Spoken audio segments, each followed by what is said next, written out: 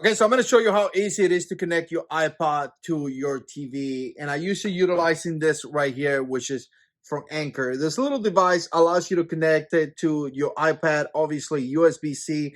This one's USB-C because it's an iPad Air. But again, if you have a regular one, just get the one that meets your iPad. And then obviously connect the HDMI to this location right here. And then you can play whatever you have here on your iPad through the TV. It is fantastic. And I'm just going to give you a closer look here so you can see it. Again, Anchor, really not that expensive. I'll link all this down in the description below. Obviously, affiliate links. But again, Anchor is a great company, has been around for a long time. And again, it does not cost a lot of money. This thing is kind of like braided right here, so it moves really well. And again, you get a look right there. Okay, so here's the setup right here. Here's the iPad connected. This is my channel, Content Creator Tools. Obviously, you see the setup right there, connected right there.